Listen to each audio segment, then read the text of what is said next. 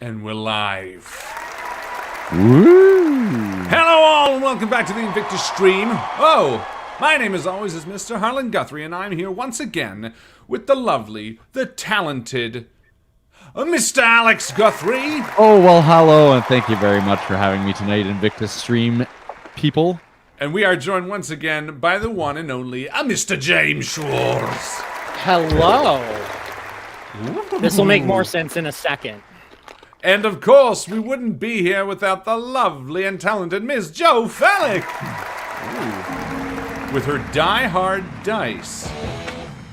And ladies and gentlemen, we are back tonight with a Call of Cthulhu one-shot, hung by the chimney with care.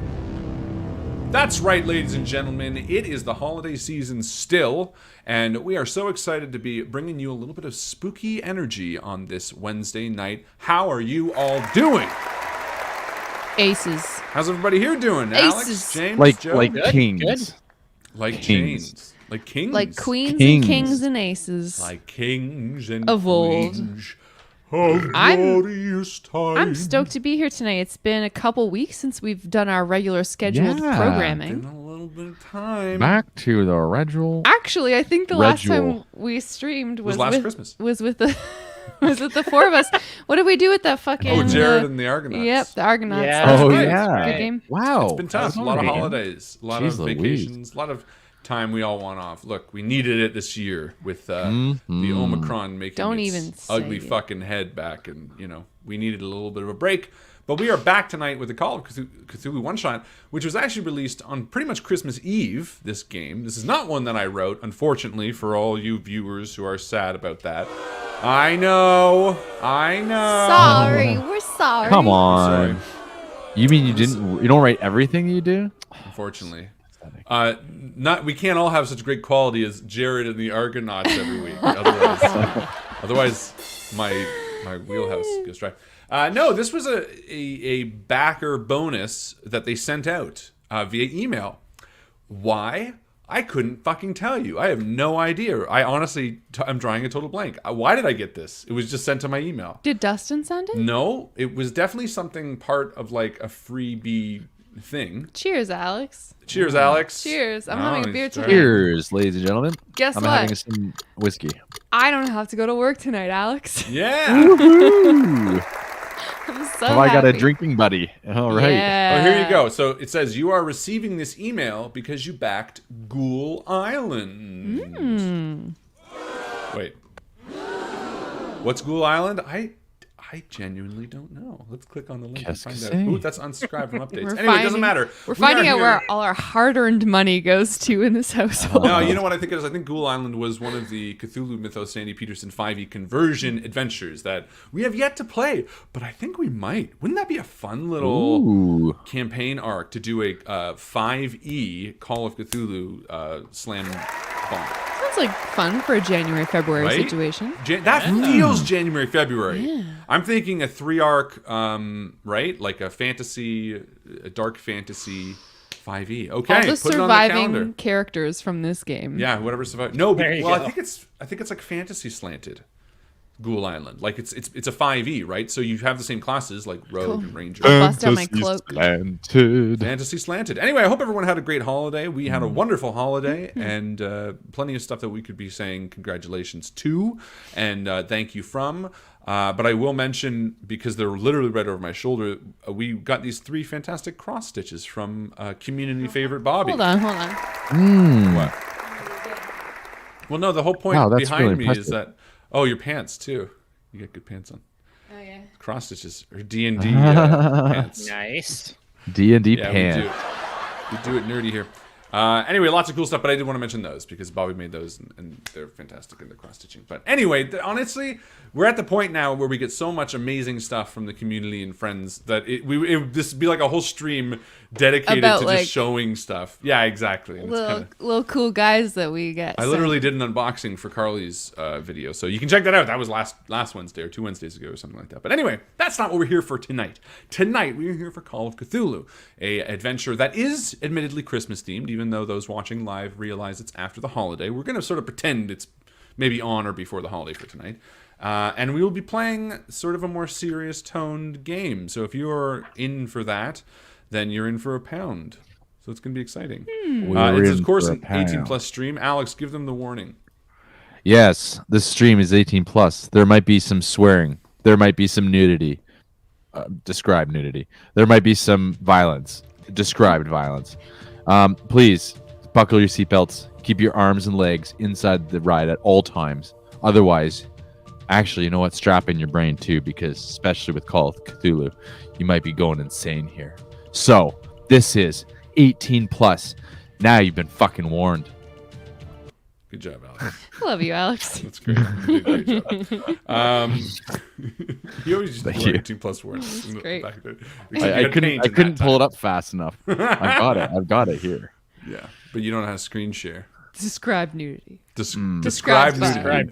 His dick was wiggling back and forth, Throbbing and bouncing in the moonlight. flaccidly as he ran. It limply whapped against his leg. Whap, whap, whap, whap, whap, whap, whap. That's visceral. Whap, whap, whap, whap. Whap, whap, I whap, whap. got a surprise for you. Anyway, Oh, yeah. I watched that the other day, Forgetting Sarah Marshall, with Henry. Not right for him. Forgot how mature that movie was. I was like 18 plus. Forgetting Sarah Marshall can't be that bad. Bad choice. Although, I mean, whatever. At the end of the day, the nudity doesn't bother me so long as it's not sexualized. Like, he's naked at the beginning. I was like, whatever. Henry's seen a penis. It's fine. But, like, there's also a lot of sex stuff. And I was like, oh, crap. Fast forward. Skip. We watched, like, a 40-minute version of an hour-and-a-half movie. It was great. But he did watch it, and he really liked it. I was like, we shouldn't watch this. This is too mature. He's like, no, I want to see what happens. And he was like totally into it. He loves love. He does love love. He does love love. Anyway, funny. Call of Cthulhu, hung by the Chimney with care, is an adventure by Mark Hart, and it was put up by the Sandy Peterson team, Peterson Games. We're going to have a lot of fun tonight. So, I don't know. Should we just start? Jump right into it? Yes, fucking Give do the it. people what they want? I just found. Oh, let's see it. Warning. Okay, I want go. to see it. Quick. Share it. I want to see it. Yeah, screen How do share. can I screen share in here? Oh yeah, right there it is. There it is. Hold on. Slides. Oh my god. I don't know how to We're do getting this. there. We're getting there. Video He's getting file? old. No, Alex yeah. just had a birthday. Oh, I guess Oh. screen share. Share screen. Don't share the screen. Can I share this one? Is that sharing? Oh yeah. No. Is that it? Is that it? There. Oh. There. Can you see it now? There. Oh. Can you see it? There you go. Hey! The following content may contain mature subject matter, which may include, but is not limited to, strong language, describe violence, describe nudity and sexuality, describe grisly images, and other elements that may not be suitable for some audience. Your discretion is advised. Did you made that for Thank you, Alex. INVICTUS? Yeah. Yeah.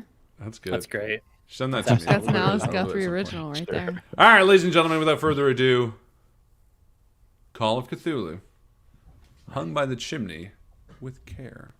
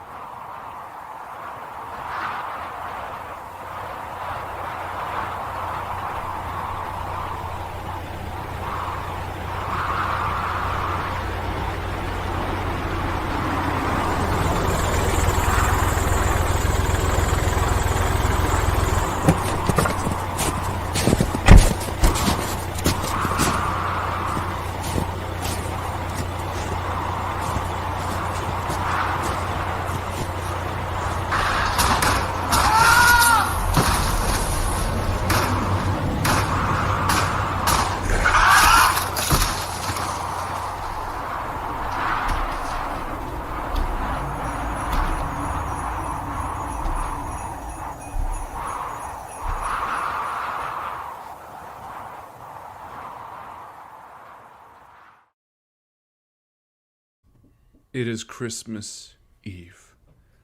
The three of you sit in your offices.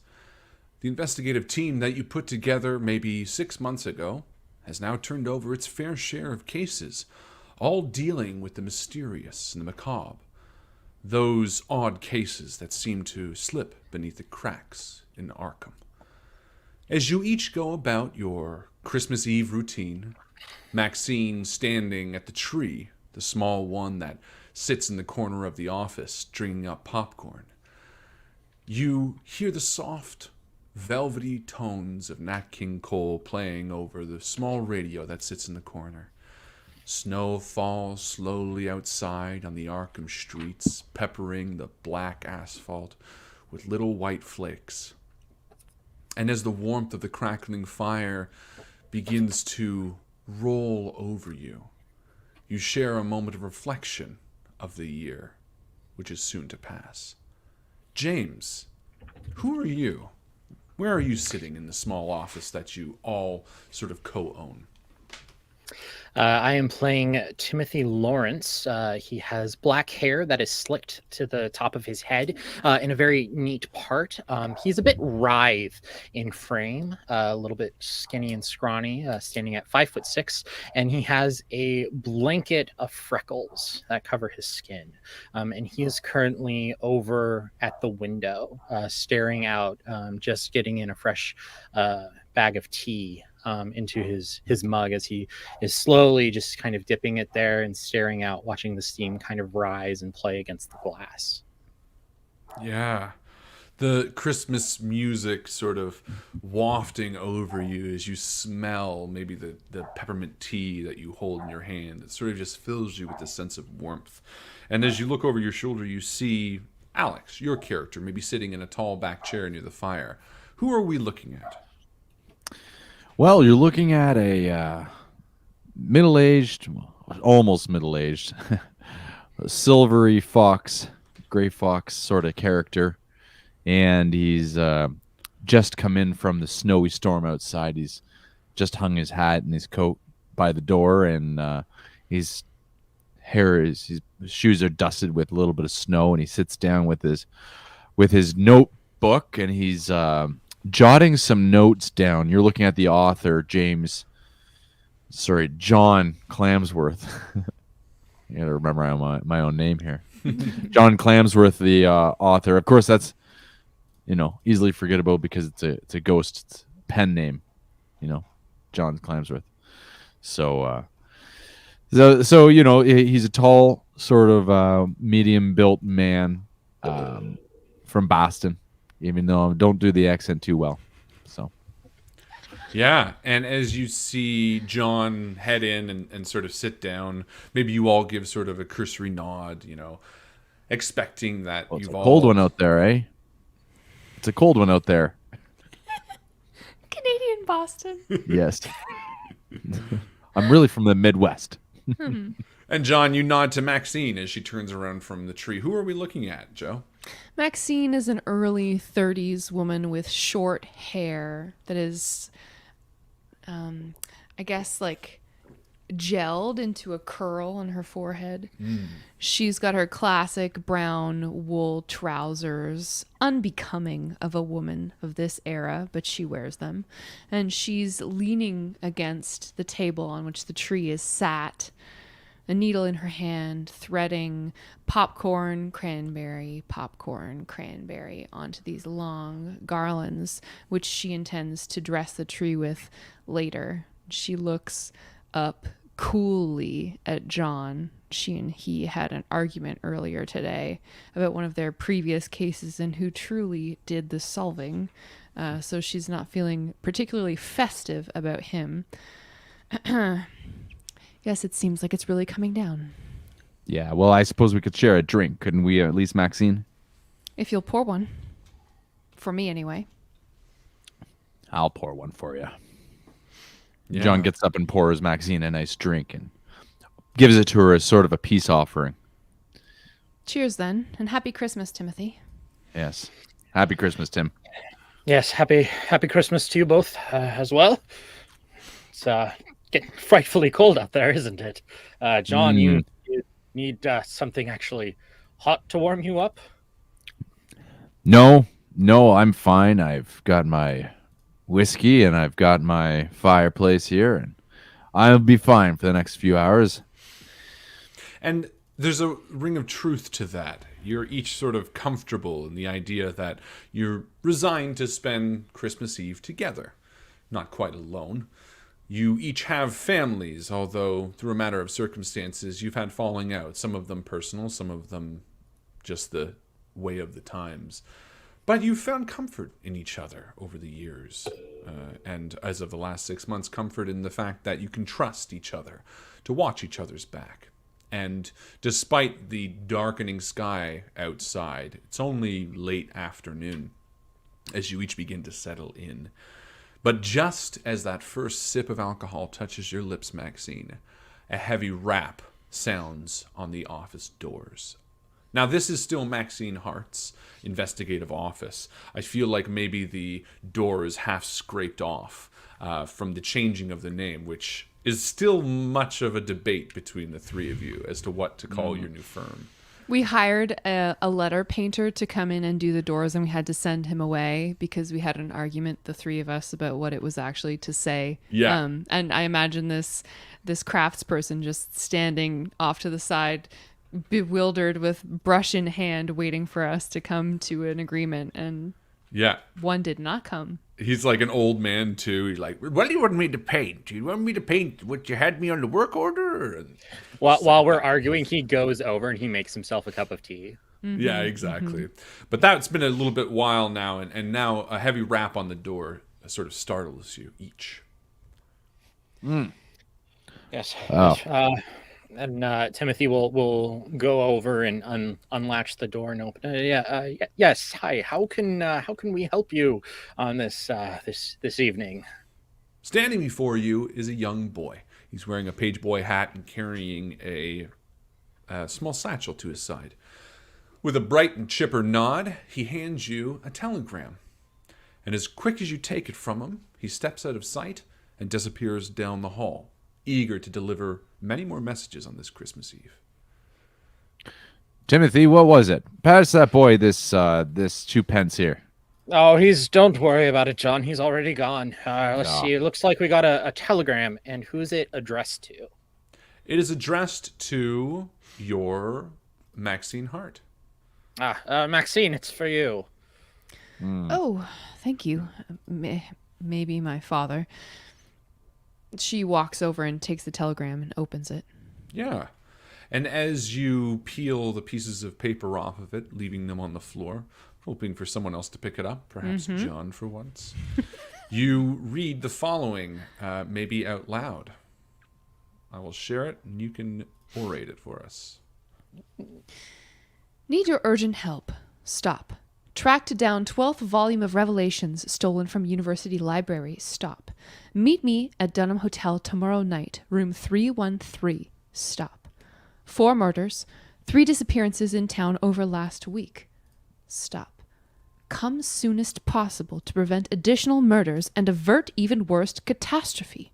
Stop.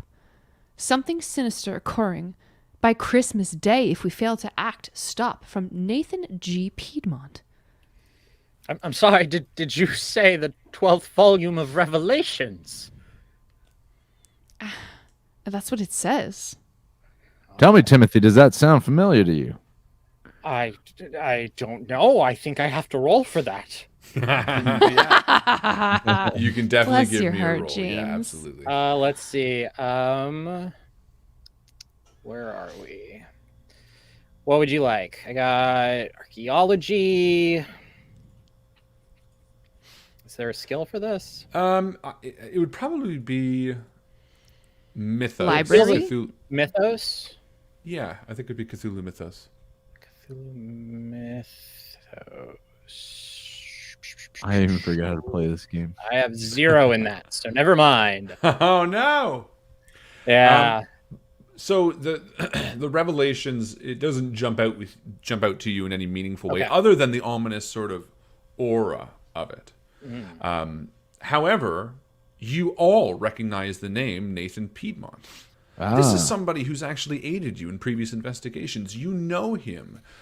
He is a librarian who works at the University of Chicago, a little ways away. Somebody that you've traveled, and given your last 6 months of expertise, you moved outside of Arkham on many of these cases. You guys have a bit of a rapport for doing some larger worldly stuff at this point, all around the United States. Nathan, And- you don't say. I feel like we should follow this up really briefly, considering that we've got until tomorrow. He's always been good in giving us leads, especially a few of my books have been based on his. Yeah, in fact, John, you have one of the best relationships with Nathan. You were the one who brought Nathan in to your little team, sort of when you guys were at ends on that side. You know, you were around Chicago area, and you were like, oh, I think I know a guy. Actually, Timothy, give me a roll about, let's go a knowledge roll or an education roll, or might end up working. Okay. Getting used to this character sheet again. Yeah. Classic character sheet reminders. Yeah. You Reminders said and reminders on play. education. Yeah, let's do let's EDU do at the idea, top. intelligence, INT idea roll. So there's like main Oh, stats okay, up at got the it. top. Yep. Right. INT or EDU, which one do you want?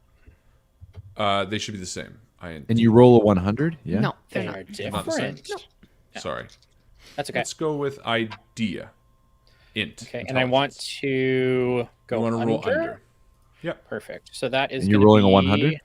Yeah. Yeah, that is a success. Standard. Perfect. Hey, nice. You do remember almost Ooh, immediately. Alex is using his beautiful new dice. Oh, Dice from Alex, Joe. nice. They're metal. Look at that. And they're really noisy. Joe and Harlan, those are your birthday dice. Yeah, those are from me. Can you hear that? Yeah. So I'm gonna wake somebody up in the house here. You need a dice tray. I haven't. I'm using the dice tray. You do recognize that book. You remember him sort of saying, almost in passing, the last time you guys were there, that he was tracking down a disappeared tome from the mythos. It was a volume of the Revelations of Gla'aki, GLA''AKI. And that sort of immediately clicks in your brain. Wait. No. This book, it's called the 12th volume of Revelations, but Nathan told me one time he was actually tracking it. He called it the Tome of Galaki. And John flips through his notebook pages. Tome of Galaki. Oh, yes. I recall talking to him about this several years ago now.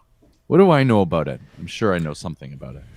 He never, so you know, because he was a pretty well-versed librarian, that there were a number of tomes. You do know that he had special affinity for tomes that contained incantations and powerful magics. Things that at the time, John, maybe you dismissed. Used them as plot points for some of your, dime store novels. But over what the three of you have seen the last 6 months, a series of bizarre murders, some otherworldly entities whispering in shadows. Nothing that's been mind-breakingly, eye-openingly revelatory. But you each have dabbled into the darker sides to know that if Nathan was afraid of this tome, there must be weight. And as you hold a telegram loosely in your fingertips, Maxine, you feel a sense of overwhelming seriousness. I am concerned, gentlemen, for it seems that we've received this telegram a little bit late. It says here that we're to meet him tomorrow night, but then also warns of something sinister happening Christmas Day. It would seem that actually we'd have to meet him tonight. And as you turn over the telegram, you realize that it was meant to be delivered yesterday. We have damn no time telegram to boys. lose. That's why I tell them to give them a bit of a tip. But that's okay. Not You all know, of us had have this- the pockets that you do. Yes, I agree. But I've worked hard. Now, had this been 6 months ago, I might agree that, I might say that, this is just a bit of a goose chase, but, based on what we know and everything that we've experienced with our good friend Nathan, I think we should get moving right now. And I think John as stands John up. is going on like this soliloquy, like this really wonderful, Yeah. wordy, and we all know where it's going. So while he's doing this, Timothy's We're getting our already coats like, on. getting the coats on. He's separating the remaining logs in the fire, and he just like takes a long sip of his tea and then throws the rest in the fire to help try and douse it at least a little bit. And by the time he finishes, Timothy's just like putting the coat on John and like ushering him out the door. As John continues to cite almost to himself. And they left with great haste. Maxine locks the door behind them. Yeah, and as you're sort of getting ready, you're realizing that the Dunham Hotel is not located in Arkham. And as you turn it over, you realize this was sent from Rhode Island, at least an hour and a half drive away from where you are on the outskirts of Arkham. Say, Timothy, have you got your vehicle here tonight? Your automobile? I think I do. I think it's still parked over here. Let me see. It's the black one with the brown fenders. There it is. Parked next to the other black one with the brown fenders. It's the one with the license plate 4. Yes, that's right. right. And you brush off the car, and with much haste, you gather in and begin driving to the small city listed on the back. It says Darson, Rhode Island, and you're looking for the Dunham Hotel. Maxine is like splayed out in the back seat. She's smoking out the window, but her no seatbelts, obviously. She's just like almost laid across the back. Yeah. John pulls out his glass of whiskey. Would you like some, Timothy? It's glass. It's not even it's not a flask or anything. It's a full glass of whiskey. He brings it with him. No, thank you, John. I'm quite well. I like to focus on the road, you know. Oh, I find it livens me up, but that's okay. It is snowy. You never know. Sometimes my eyes get a bit crossed after a few of these. Yes, I'm aware, John. Do you know your way into New Jersey? Yes, follow this road until you get into New Jersey. Do you know your way into Rhode Island, though? Oh, that's because slightly less than New Jersey, but yes. Yeah, so let's go. Perfect. And you do. You begin driving as the small radio crackles Christmas tunes. The snow whips against the windshield wipers as they push away the freezing night air. You know, Soon I never the wonder. beam of your headlights cut through woods, trees on either side of the road bare from the falling snow, and suddenly the city behind you, you're driving through cold farmlands and empty fields as far as the eye can see. Half an hour passes before you miss the comfort and warmth of the fireplace in the office. You miss the simplicity of hanging ornaments on the tree. But you also know that no one, least of all Nathan, would be contacting you in this way at this time if it weren't something of grave importance. And with a heavy weight in the pit of your stomach, you drive. You drive for almost 2 hours, and as you pass through Providence and down south to the small city of Darson, Rhode Island, you fill up just on the outskirts of town enough to ask for directions towards the small hotel. At some point they're going to invent a heater that will go inside of the car so that when you're driving on cold nights like this, you don't have to freeze yourself bone cold. It's a good thing that man gave us the directions to the Dunham Hotel, I swear. In this darkness, there's nowhere we would find that location without having some sort of map or long look, we're here explanation. By the time you turn onto the main street, I'll say, you see the Dunham Hotel sort of at the end of it. And as you drive down the main street, you see the usual signs of holiday celebration, including colorful window displays, English holly wreaths, all sort of on either side of the road. The red lights of twinkling Christmas lights sort of casting on the white snow that is falling thickly, so thick that you need to drive slowly, Timothy, as the car putters along. And although a sign outside one of the local department stores promises the children an opportunity to see Santa Claus, it looks like someone has scrawled "canceled" in big letters diagonally across it. Bah humbug. Well, and to that note, the community here feels almost subdued. There's only a few people walking out. It is the afternoon, but this is prime holiday season. You know that people would be bustling and shopping around Arkham. But only a few are walking or driving, and while the snow is thick, it's not impassably thick. And even the shops themselves seem devoid of the regular holiday bustle. This slow and steady snowfall decorates the street and sidewalks. Can I look out the window at the passersby and ascertain their overall, I don't know, psychological state? Sure, give me a psychology roll. I would love to.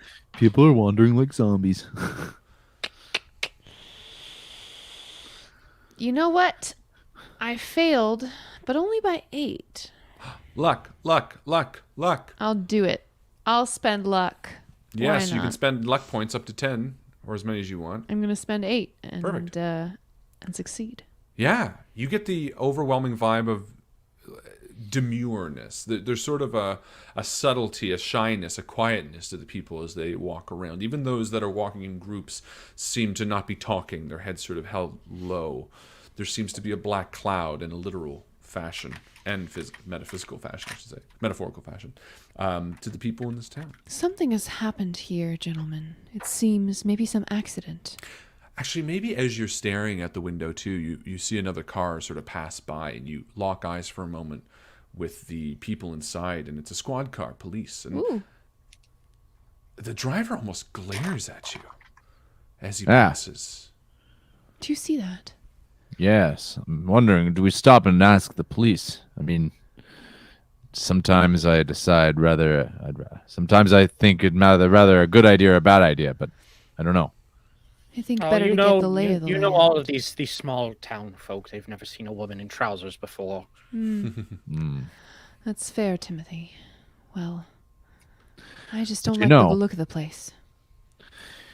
You know, as I look in the shop windows and I see Santa Claus, I do wonder to myself, you know, if the old man really does exist. I mean, 6 months ago I might have said no, but based on the stuff I've seen, especially from our friend Nathan here, you know, I wouldn't be surprised if the fat man really did live up north and came down to visit children on Christmas Eve. Sounds like you're working on another story. Well, it's funny you should say that. You know, since we're heading up this way, well, look at that. And then I see it, the hotel. It's like, He cuts himself off. Well, since we're talking about it, oh no, look at that! I can't tell you anything else. And you do. You roll up towards the hotel as Timothy God. cuts the engine, and you see that it's fallen into disrepair and neglect. You see through the small windows a dim light on the front counter as you each exit the car. The cold, biting wind immediately runs up your spine. Despite the cold in the car, it's nothing compared to what lay outside. Do you all enter? oh, definitely I get out of the car, rub my hands together. Oh, it's cold out here. Do we know Nathan well enough to know if his car is here? No, you do not. Especially because he's all the way from Chicago. Fair. It's very possible that he trained here. And you about- sort of piece this it- together. These are conversations you had in the car on the way here. You know? Yeah. And you said it's afternoon right now? Yeah. At this point, it's like 4 o'clock. Okay. Getting dark. Yeah, it's Yeah, getting that's- dark. Fine then. Yeah, I think yes, well, it's a bit early for evening, but I'm sure something this important, Nathan's already in his room waiting for us. He's got a place in this room, in this hotel. My God, if it's not haunted. And you hand know what John is. the telegram again. Yeah. Need Room your urgent 313. help. Track down 12th volume of Revelations stolen from University Library. Meet me at Dunham Hotel tomorrow night, room 313. 4 murders, 3 disappearances in town over last week. Come soon as possible to prevent additional murders and avert even worse catastrophe. Oh my God, something sinister occurring by Christmas Day if we fail to act. And I Well, feel like that's maybe why John everybody's was, like, feeling so. napping in the car. He's like, No, I just said like the place looks like it's in disrepair. To be fair, I forgot about the murders. I was like, why are all these people so sad? why are Yeah. they so mopey? Well, that explains it. I didn't even get down to this part in the note. I guess I forgot the murders in this town. Of course, everybody's in such bad mood. But all I mean is, it's hard to believe that Nathan actually is staying here. I mean, look at the state of the place. The roof's caved in over there, and there's snow all over the It's driveway. not that bad. It's Doesn't look it's like- not like it's not. Is There's it- like oh, two okay, well, shiggles it's not missing, decrepit. and John's like, the fuck this Well, hotel. that's sort of my question. Is it like falling apart, or is it an actual running hotel? No, it's just neglected. It's it's a little bit run down. the lights are on. Maybe some of the lights Okay. could be clean. Okay. There's bugs in the I take it back. Then. window Sorry, sills and stuff like that. Oh, it's okay. I had this vision that was like broken down. Sorry, No. like we had to. So go you guys, inside. are you sort of gonna powwow before you go in? How you want to play this? Now, let's take a quick second to remind you how to play Call of Cthulhu. Yes, please. Investigative. Think like investigators. Never pull your gun on somebody because they'll put you in jail or kill you. Pretend this is a mystery. How would you go about solving it? Anything you want to roll, you can do. Intimidation, persuasion, fast talk. You can always check psychology of somebody to see if they're lying. You can intimidate, persuade. Spot hidden is very useful to see anything. Everything you're rolling D100, and you are trying to roll below your stat. Mm-hmm. And what's You the need a two second numbers? to The higher and the lower. Those are your successes. So you just want to roll under your biggest number. That's a success. If you roll below half of that number, it's a hard success. And then if it's below the third, Fifth, it's an extreme fifth, success. That's an extreme. Yep. Okay, gotcha. Thank you. Well, I don't know about you two, but I think we should go in and pay for a room and not tell them why we're here, rather than that we're just passing through, and then we'll find Nathan once we get our own room. After all, it usually makes most sense to keep ourselves out of the spotlight. I agree. Let's keep a low profile for now. Yes, that Smart sounds thinking. good. And before we go Timothy. inside, I'd like to just take a quick look around. Great thinking. Yeah. Same. I won't make you roll. You just scan around outside. You see, sort of, as I described the street, very few people, sort of macabre, or I should say quiet, and nothing strikes you as odd on the outside. Okay. And John actually does something a little bit different. He grabs, he opens the trunk and scrounges around for something that might resemble a bag. Have you got a bag in there, Timothy?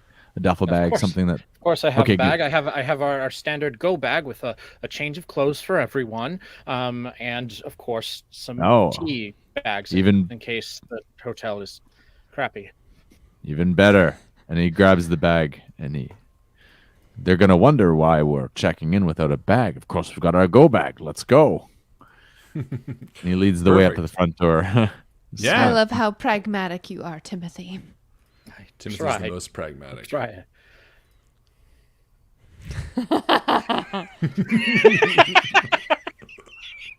What did I miss? Moderate hotel exists. Clamsworth. What a shithole! Perfect. Yeah, you enter the small, sort of dusty foyer of this hotel. There's a small man standing behind the counter. On his shirt, you see the name tag, Otto. He wears a deep red blazer. He sort of has a uniform. And on top of his hat, sort of a round, flat, cylindrical hat. Sports on top with a rubber band, keeping it around his chin. You enter looking around. You see an out of order sign hanging on the elevator doors at the far end of the room. Two large, high-back chairs sit right before the desk where people could wait. And he sort of nods at you as you enter and sort of looks down, writing.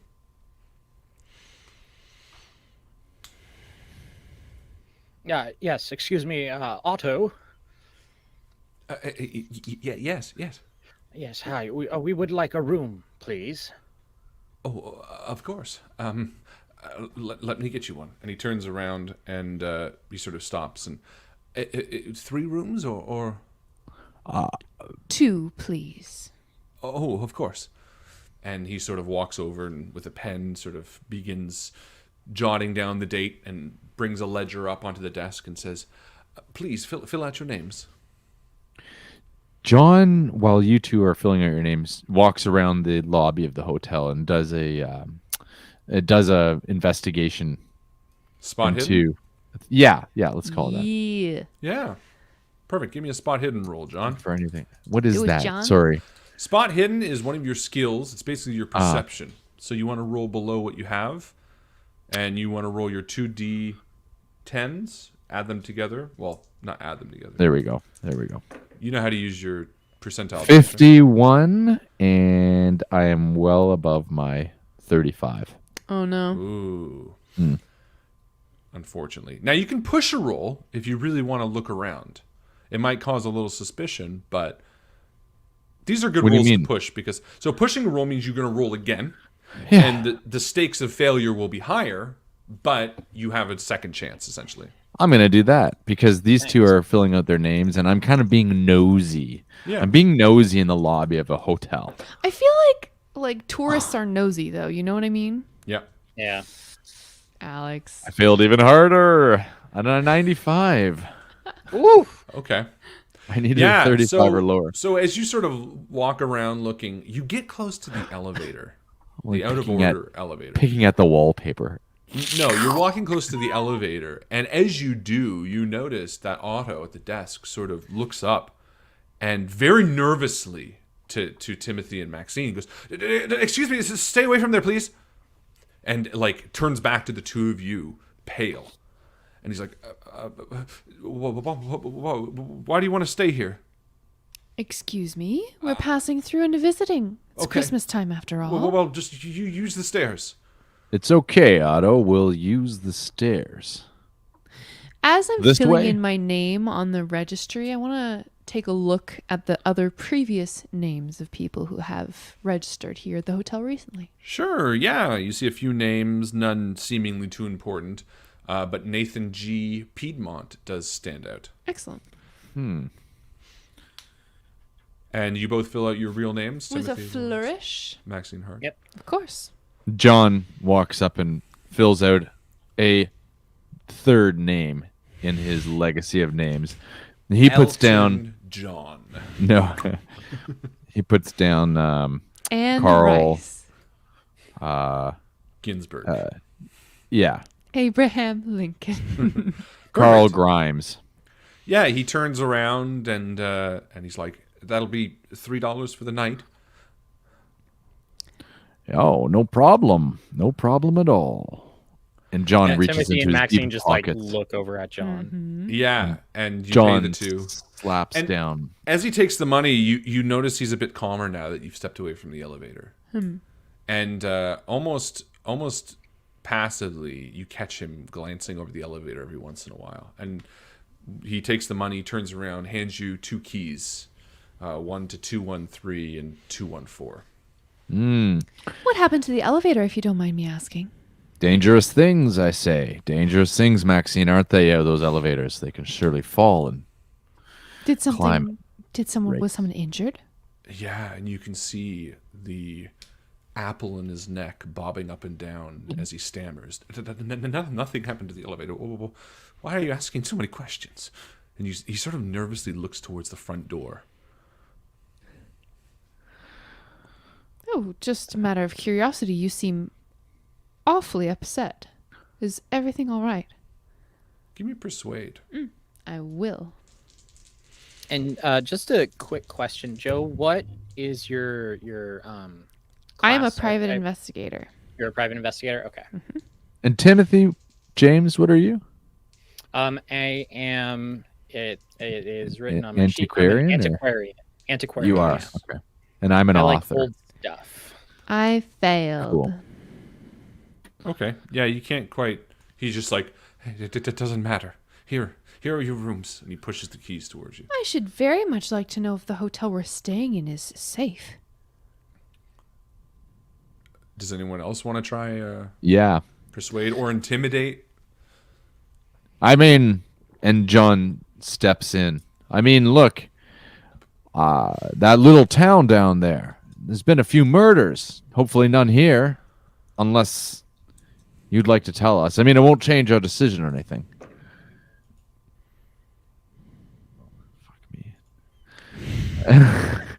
Before we get too 91. much further into Let's this, beat him up. let's just beat the shit out of him. Yeah, really. Fast talk is like persuasion or intimidate, but it also has immediate consequences, right? It has short-term gain. What fast talk is, it's like pulling one over on somebody, but they're gonna realize you lied to them. They're gonna be like, "Hey, that guy was." Wait a second. It's deception with the caveat that they'll realize you were deceiving them. Which is actually a really clever skill. You know, it's like it's like when you're a cashier and someone shortchanges you and they walk away with your 20, and then like 5 minutes later you're like, "Oh fuck, that guy just took my money." yeah. Okay. Well, or Well, I think the original Call of Cthulhu book refers it to talking yourself into a club. Like you can get in, but the guy at the door is going to be like, "Wait a minute, he's not on the list." You know what I mean? Like, Okay. And he kicks out the real guy. Short term. Want to make sure. yeah. So you Okay. failed, John, with your intimidate or your persuasion. Yeah. Yeah. He sort of just clams up. Timothy, are you going to try anything on this guy? Nope. Okay. Well, will you show us to our rooms? Sure.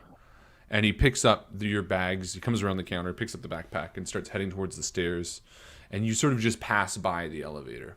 You know, it makes sense. And John kind of mentions Timothy and Maxine. Of course, nobody wants to talk about murder in their town. Who does? I mean, you want to read about that stuff in books, not So newspapers. What floor are we staying on? Second floor?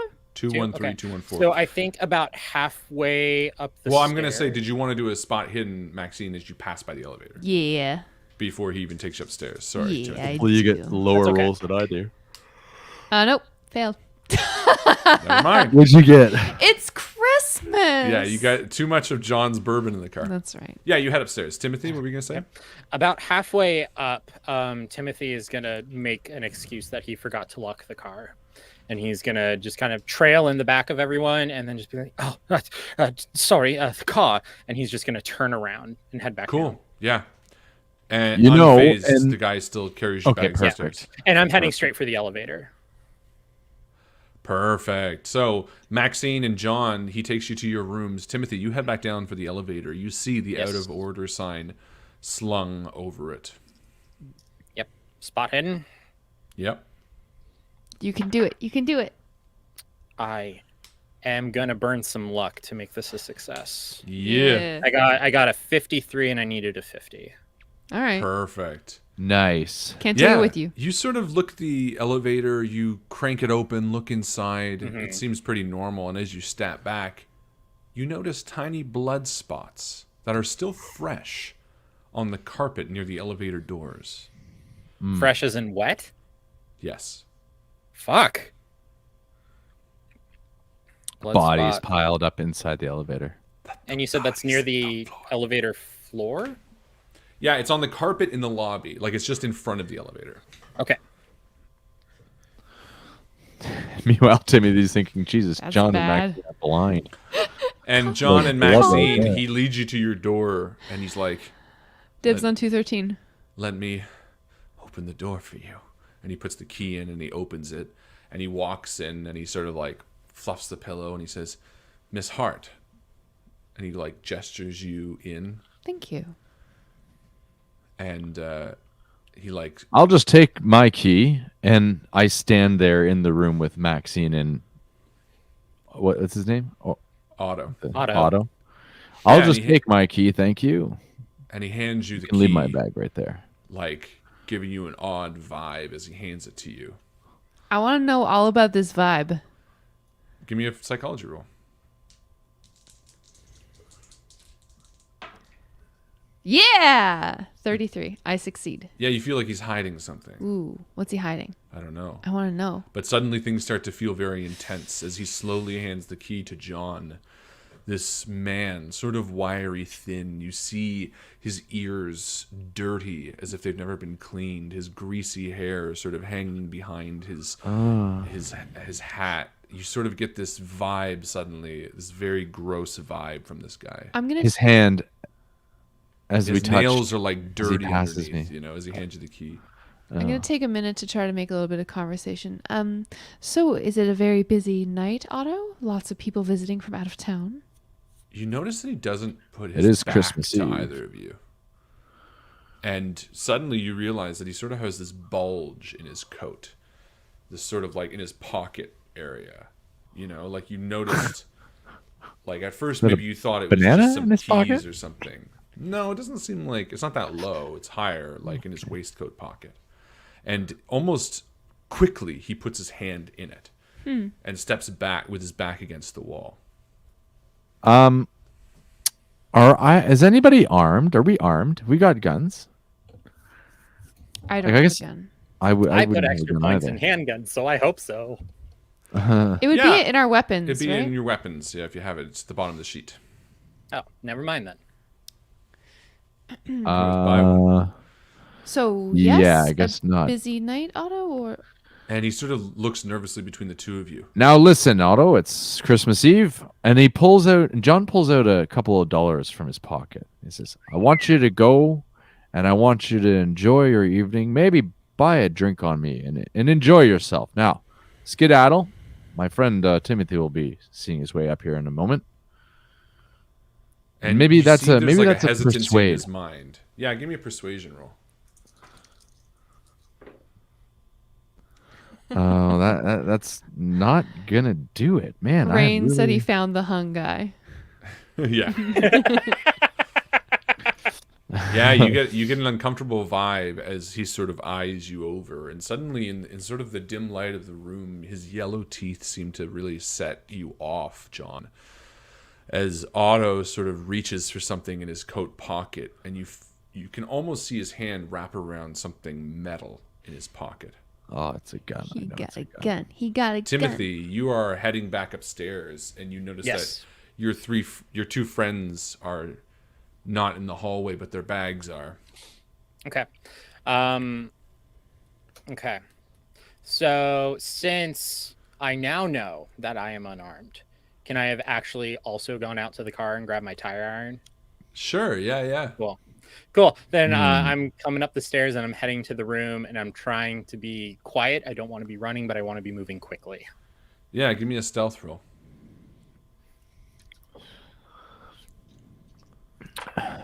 But what's going through Timothy's mind? I mean, is he Success. thinking? Yeah. Perfect. Yeah, you're silent. And Otto sort of looks between the two of you and he says, what are you guys doing in town? Are you all alone? Oh, no, we're going to be visiting a friend a little bit later on this evening. Who? I'm sorry. Who are you visiting? What business is it of yours? And you can see his knuckles tighten around whatever is in his pocket. Now, Otto, it's the same funny people we're all visiting tonight. It's Santa Claus. Why we're here for our nieces and nephews. We've got relations among us. Come now. Give us some space. And I feel like there's this like clock in the room that's ticking. Yeah, And it's getting like this more, it's real getting louder and awkward louder silence. as the tension of this moment builds. Can You I see roll Otto- again? Like this is I'm continually trying to persuade this fellow to like get the fuck out of here. Or is this the same persuasion? Yeah, I from think before? no, I think he's like moving towards the door. Because like here I kind of feel like now I'm talking somebody out of mugging us or out of shooting us, you know. Yeah, no, I think he walks towards the door. The last again, $2 in my pocket. He puts his back towards the open door and he like walks backwards, holding his hand, and I holding his in his pocket. I should say, John, the hospitality in this hotel leaves something to be desired. Is there dinner here being served? And I feel like as he walks back out of the room, Timothy, you're sort of like in the stairwell or in the hallway, and you're sort of against the wall, and you see as he like backs out, he's still looking in the room. You see clearly in his pocket is a gun, and he's like got his hands around a gun in his pocket, but he hasn't seen you yet. But you're like tucked up against the wall. Okay. So in that case, is it possible to stealthily knock him out so he doesn't see me? Yeah, I mean, you can definitely try to hit him for sure. I will try and do that. I do not want to kill him. Murder. I want to knock him out. Yeah, go for it. Okay, what do you want? Brawl? Yeah, it's going to be an Murder like an roll. unarmed strike. Roll for killing. Roll for So it'd be weapon. So it's going to be your stats on the weapon bottom. unarmed. Yep, Regular. Yeah. Nope, but I want to push. Yeah, I would. Yeah. Push. Oh, even worse! Oh God, no! Yeah, so that's bad. That's So- very bad. You swing at him at the back of the neck with a tire iron. Yeah. Just as he ducks down and pulls the gun out from his pocket and aims it at your face, Timothy, like fuck. inches from your face. I feel like Shaking. at this moment we would all rush him. No. You can try to. I would like to do a last ditch effort at a fast talk. Sure. I mean, no. Because you Okay, just try to that's fair. swing in his head with a Yeah, that's tire fair. iron No, that's fair. That's totally fair. That was me. There being was a crazy. mosquito. There was a mosquito. on the back of your neck. No, I think what we're going to do is we're going to go dexterity order now. So we're going to see who's higher. And right. I'm going to pick his dexterity order out of the stat block that I have for him.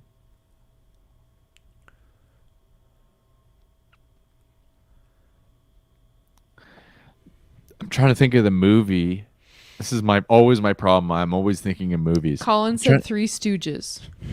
All right, what's your dexterity? I mean, it feels a little more. I'm a 60. Like, are we rolling or is it what it's on? No. What it's What's been? your stat, 60 for me. Joe? 55. Okay. James? Just out of Yes. curiosity. James, what's yours? 70. Nice. So James, is the highest. However, you just went. Yep. But unfortunately, luckily, John, your dexterity is 5 higher than him. So as he pulls the gun out, and I kind of feel like this moment goes in slow motion, he pulls the gun out and aims it at Timothy's like temple, like who's right next to him, and like Timothy like squints. John, you have a moment to do something. Yeah. Do I have to roll or can I just pounce? Because I mean, you'd have to roll if you're gonna brawl him, but you can. yeah.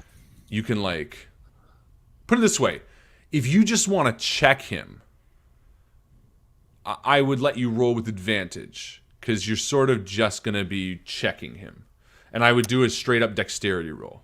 Yeah. Ultimately, I'm kind of picturing this situation where I die. He's staying in the doorway. Timothy's just kind of outside the doorway, and I'm kind of like sort of right in front of this guy, Maxine and I. So I just dive into him, pushing the gun out of his hand, into the hallway. I think you're gonna knock him to the ground if you succeed. Remember Yeah. at the beginning of the game when Harlan was like, "This is Call of Cthulhu. Don't pull your gun on people if you don't want to die." Yeah. That's a 43. Very Nice. good Yeah, you success. knock this guy to the ground with a heavy thud and a crack, like boom, on the ground. The gun goes off. Yeah. And ricochets down the hall. It's like, and you see he's like fighting the gun. He's like panting and kind of freaking out and crying a little bit as he's trying to wrestle the gun, and the two of you are sort of fighting over it. Maxine. It's your turn. I'm going to go over and stand on his wrist Nice. with my high-heeled shoe, Yeah. forcing him to drop the gun, and I'm just going to coolly bend down and pick it up. Yeah, that happens. And he's like, ah. I feel And like John's like wrestling him on the ground. Yeah, and this guy's like crying and pleading for his life. He's like, please, no. You ever notice like in old movies how the fighting is much more real? Like it's not full of like kapows. It's more of like this like ugly shuffle of close. Yeah, hit, and you're it's like, clumsy. It's very So- clumsy in the old movies. I Yeah. kind of picture that. I'm kind of Yeah. trying to like Yeah, everything's Not in quite black happening. and white, and you're like, and he's like, come here, yo, smack. yeah. Anyway, yeah, you get him, and he's pleading, tears streaming down his face. What are you crying for? What are you crying for? No, pulled a John, gun on us. no, I believe this is an incredible misunderstanding. Otto, I am terribly sorry, my friend. I saw your hand on the gun, and I feared the worst for my friends' lives. Surely you can understand someone in my position here. Let me put down the tire iron. Let me help you up, and let's just take a breath. No one's going to hurt you, Otto. And in fact, John peers around, looking up and down the hallway, and as Otto stands up with Timothy's help, and I'm kind of holding onto his jacket still, I pull everybody kind of into the room, into Maxine's room. Yeah. So we have some privacy. Yeah. And you sort of roughly put him on the bed, and he sort of sits down, and he's like crying, and he wipes the tears from his face. You could have killed somebody. Your friend is the one who tried to kill me with that. And he points at the tire iron that's like on the floor. Timothy, what were you thinking? Yeah, well, he had a gun. I mean, come on. I mean, we obviously saw him. He was very, very disturbed. There was something disturbing him. Yes, Otto. This was self-defense. Explain yourself. Sorry, James. It was self-defense. What are you talking about? Against who? The man who tried to hit me with the tire iron. And why Otto. were you pulling your gun, Otto? And he goes on to explain that he didn't pull his gun until after the tire iron. He was just massaging his gun? Yeah. Come on now. What's going on here? Really, what's actually going on here? And now John's getting very upset. And Give me intimidation. Now he's looking for an intimidation. Yeah. Yeah. Oh damn. 23 I rolled. I need a 15, and I'm gonna luck it. Yeah, do Yes, it. Do it. What is that? 8? Mm-hmm. So I'm guessing we just keep adding on to the luck until you get 99. No, and you more luck. reduce your luck until you have you're 0. taking away from your luck. Oh, Because okay, 99 well, would that'll be work. easier to roll. So take away from your total right now. So I'm just same thing, right? No. No, you should roll 3d6 times 5 for your luck pool to start, and then you eat away at that. Yeah, that's okay. Roll it after. I'm gonna do Yeah, nervously he explains why he's so on edge. I mean, first off, here's a guy working the front desk of a decrepit, rundown hotel in the middle of a small town that's had 4 murders and 3 disappearances over the last week. Just to put it into context. So obviously he's nervous. But he goes on to tell you, and I don't want to act him out, unfortunately. I'll act him out. Half an hour ago, two guys came in here, and they pulled somebody out of a room and dragged him out of here. I don't know why. Oh, well, that makes a lot more sense.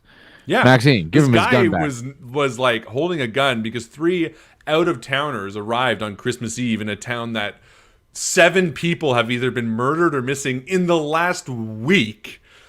And they came in and started asking weird questions and poking around. He was scared. Well, fortunately scared. for you, Makes sense. we are part of an investigative firm meant to solve these same murders. Now, Otto, we do require an ounce of your patience and your forgiveness.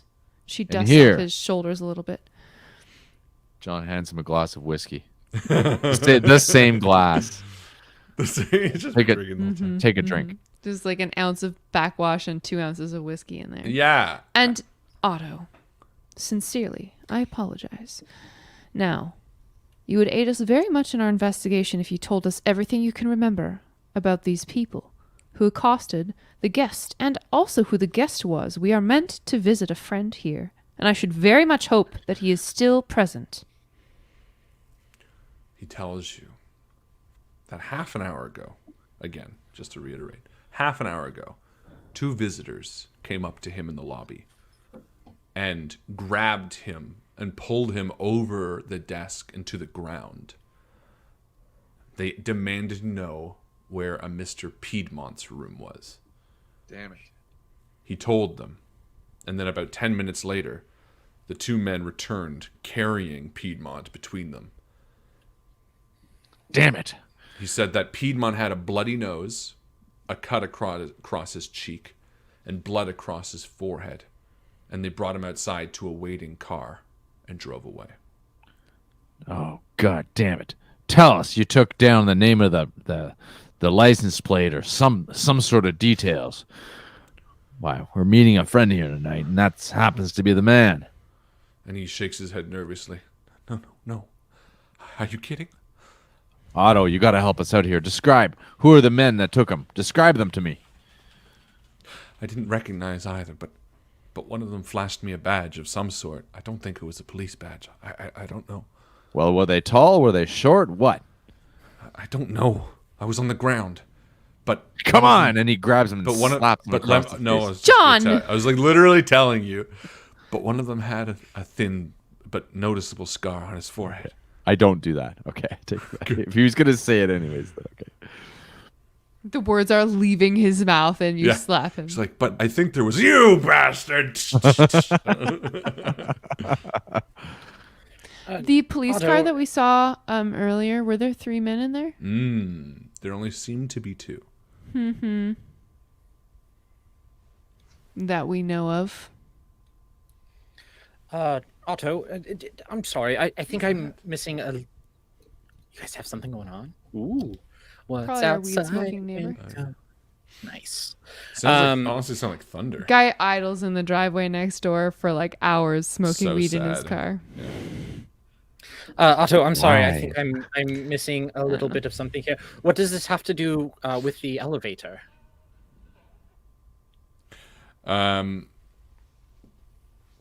He says nothing. Just there was blood on it, and I didn't want people using it until I could clean it up. It only just happened. So they took the elevator down, and that's why it was closed, and there's blood in there, and you didn't want. Okay, that makes sense. Right? I followed that correctly. Correctly. Okay, good. Yes, there was blood down there in the elevator. It's still wet. If you want to just get some vinegar and a cold cloth, you should. I've cleaned be able to blood in this hotel. Believe me. Well, that's terrifying. I think at this point, the attempt would be to kind of put this guy back into repair, restore some of his I don't know if there's much we're going to be able to do for this dude. dignity. Yeah, I wouldn't worry too much about him. I'm just But gonna say, let's- listen, here's your gun. Go back to your desk and keep an eye on those men and keep us informed. And when you see us, don't make a big deal about it, okay? Yeah, and he stands up and nods. There's one other thing. I'm sorry, Otto, to have to ask you this. We do need the key to Mr. Piedmont's room. And he says, "I'll meet you up there with it." Yes, And thank you, he sir. leaves and heads back to the lobby. Perfect.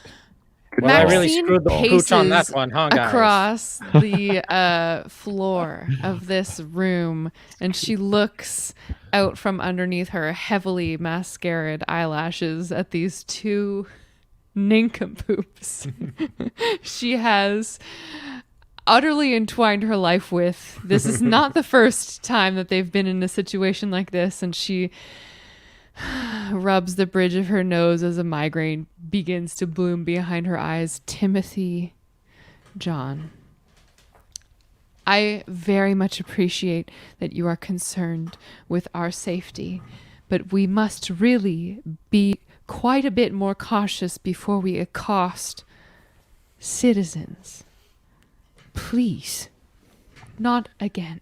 He just cared about you. I Dylan. beg of you. You're telling Yes, this to me? To both Timothy. of you.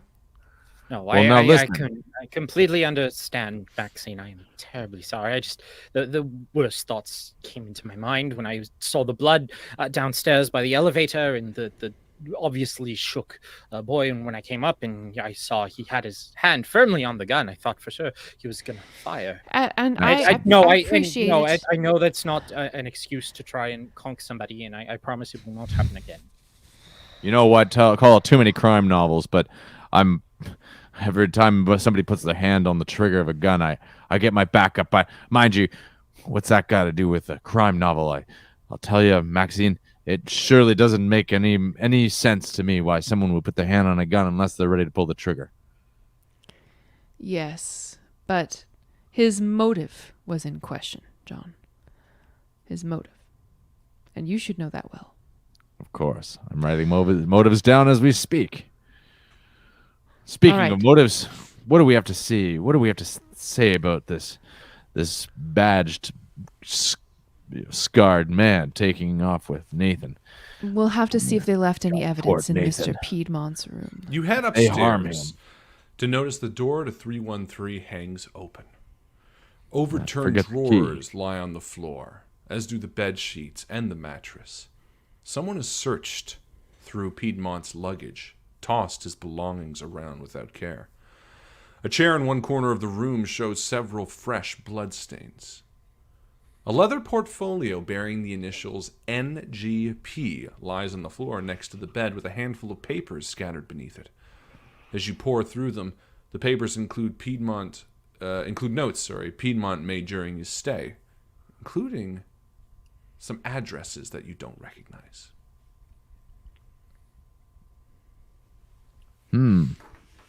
Unrecognizable addresses. Why?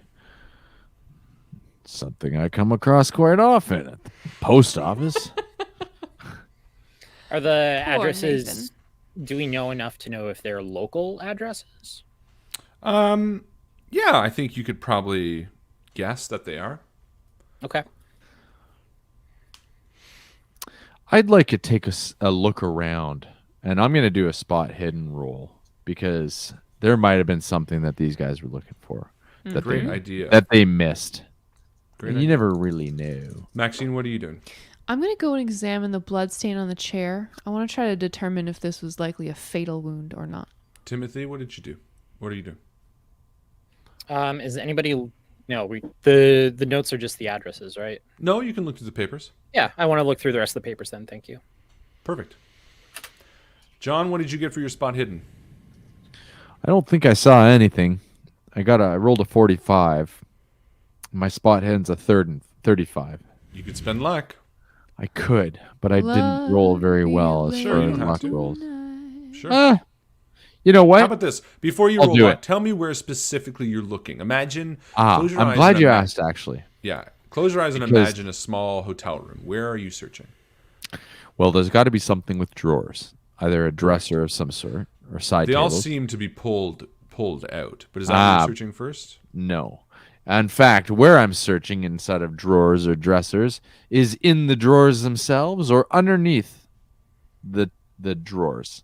So I'm looking for either hidden drawer compartments Taped envelopes. And or Cool. taped underneath.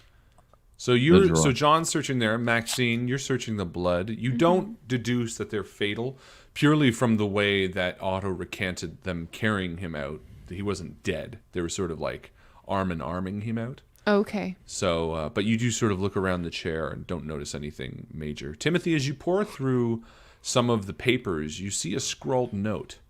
Billy Latham, son of Robert, there that night. What did he see? And as you sort of read this, you flip the small piece of paper over, and on the other side, you see a crossed out note that reads, in very distinct script, which you recognize as Piedmont's, buy postage for Mom's birthday card. Give me an intelligence roll, Timothy. John, you find nothing. Where else are you looking? And Maxine, Looking are you in- doing anything else? I'm looking for the Bible. Sure, yeah, you pour through the room for the Bible. Success. Maxine? Nice. I look at the window. I want to Okay. see if any tire tracks in the snow in the parking lot could give us any information about how soon these people had arrived, maybe? Perfect. If there's anyone outside watching the hotel. Yeah. As you walk over, you don't recognize any sort of distinct way that they could be looking into the room. In fact, it seems like it just looks out on a brick wall. Oh. John, as you walk over to the Bible, which seems to be discarded sort of under one of the tables, you flip it open and begin leafing through it. Timothy, you read this message again. Buy postage for Mom's birthday card. And with your intelligence roll being a success, you remember something very distinct about Nathan. You know, without a shadow of a doubt, that his mother passed away a few years ago. Okay. John, as you're leafing through the book, it sort of falls open purposefully on Revelations. And there, pressed into the center of the book, as if it was forcefully so, you see a small silver key. Ah, yes. Here's a key. I turned to Timothy and Maxine. In the Bible, Nathan was known for this, hiding things in small places. Very smart, Nathan. Did I say Nathan or Timothy? No, I meant to say you Nathan. got it right the first time. You did say Nathan. Yes. I'm gonna do just an overall perception as well. What did you So find, spot hidden. Timothy? There are some hastily scrawled notes here. We should be on the lookout for a Billy Latham. He is the son of Robert, and it quote there last night. What did he see? Also, I believe it would behoove us to check the local post office. He has another line here crossed out. It says, "Remember to buy postage for Mom's birthday card. Mr. Peabody's mother is deceased." Ah, yes. What did you get, Maxine? Another hidden Critical message. success. Unfortunately, you found everything. Yes. You look around, you feel Damn. confident that you have searched everywhere. Not even like 3 extra guns. Nope. like $1. Not even $1. In fact, you lose money searching. Man, I wasted that good roll. Yeah, you did. Ah. Bum. Here, Maxine, take a look at this. And he Oh, I found tosses it. Maxine the key. I grabbed the key super You good. drop it. No. It falls down a grate that wasn't there before. It just appears. I cry. You found a grate. Cool. So, the three of you head back to maybe your room and spend a moment collecting the evidence and speaking on what your next steps are. What are your next steps? Can you grab me a bottle of water, my love? Thank you so much. Huh. I always have to say, Timothy, Maxine, this is the part in the story where I always have difficulty. Where do we go next? And this is where I always go to Nathan for. Because he seems to find himself in these positions, and he finds his way out of the position quite well. But in this case, we haven't got Nathan here to find our way out of the position. So, if I weren't an author, what would I do? If you want, you can always roll a knowledge roll, or an idea roll, I should say. Well, I mean, we got a bunch of addresses, right? You do. right. You got 2 addresses. Were there names associated with those addresses? No. And were they in this town? Correct. It's a great Well. place to start, right? I think so. Meanwhile, maybe one of us should peek in at the local cop shop. I mean, if someone had a badge and a scar, maybe they've just taken them in. And you all know how rough cops can be. Those pigs, they're constantly pushing us around, aren't they? The Yes. flatfoots. War pigs. Good one. They do Someone say sometimes pigs? have quite the attitudes. All right. Good ideas, John. Timothy, anything from you? Just the post office, Maxine. Can I take a look at the key? Does it look like it is a house key or a key to like a jewelry box, or you know what I mean? Great question. Why don't you give me a roll? I'm going to say an intelligence roll. I got the dice right here. Or an Their name is education Paul roll. Revere. Either of those. I succeeded on my intelligence roll. You would guess that this key belongs to that of a lockbox, typically found at a post office. I think the post office idea is actually a great one, Timothy. This is a mailbox key. Oh, excellent. Good. I'm glad I could somewhat start to redeem myself. Oh, Timothy, now. Don't feel too down on yourself. You were just trying to protect us, and I understand. Thank you. Thank you, Miss Hart, but I still do need to be better. So it is. But yes, we should get going. We now have a friend to save, I do believe. We all look out at the snow. You know, I really wish someone would turn off that record player. It's making the whole thing sound real. Very melancholy. Perfect. So where do you go melancholy. to first? Really? Let's go to the mailbox. Do you want to hear the funniest part of this? Yes. Yes. So, stream typically ends in about half an hour. This shit. is the investigation begins. Right. So it's like the first 15 minutes of the game. I figured. That's why I was like, we don't have to console this man. Let's just go. No, I to the love room. it. I love it. It's just always funny when I'm playing through pre-written adventures where it's like, we've been playing for an hour and a half and it's like, okay, the adventure begins. That was the worst part about when I used to run AL for strangers, because Yeah. you would get this module that's like, here, it's a 4-hour module, and they would divide it up. They'd be And like, they're just 20 powering minutes, 1 through it. hour, hour and a half. No, because sometimes you would have groups that would be like, cool, I've never sat down and played with these people before. Let's find out who everyone is and what's their backstory and you know, and it's what right, magic it's items do 2 they hours, have. And you're It's like, role-playing. you're minutes. sitting at a convention and you Yeah. only have the table for 4 hours, really 3 hours and 50 minutes, and you're like an hour and a half in and you haven't hit the first encounter know. yet. That's You're okay, like, though. God This- damn it. This might be a two-parter. We'll do part I'm one in. tonight, and we'll play part two I'm next in. week or in a few weeks when we have the time. I think that's totally doable. So let's just keep going. You guys are doing great. So you head back down to the lobby, sort of shyly nodding at Otto as he sort of averts his eyes as the three of you stroll out into the crisp Christmas Eve night air. You all brush off the newly fallen snow from the car and fire it up, and after a few tries, it starts. And you drive to the post office, the directions you got from Otto, which you know, despite the fact that it is Christmas Eve, would still be open, at least with the skeleton crew. And you drive over there. Yeah, we do. Yeah. Again, you're greeted with the similar scenes as before. God, I can just imagine it too in the 20s with like the snow frosting all the window panes and the street lights and all those weird old timey decorations that people had out, and everyone had like a, what is it called? Like a bonnet Yeah. for some reason. Yeah. I'm picturing like It's a Forest. Wonderful Life Yeah. town. You know, Yeah. like, what's it called? Something Falls. Bedford Doesn't Falls. matter. Bedford Falls, that's it. As you're sort of driving through, and you come to a stop just outside the post office. You enter and see that Merry the post Christmas office. movie house. Yeah. Merry Christmas, movie house! Ah! There's a dude running by you screaming that. No. There goes a The half. fuck is his problem? The man was half deaf. What? What? Oh, that's my bad ear. You have to say it Timothy. again.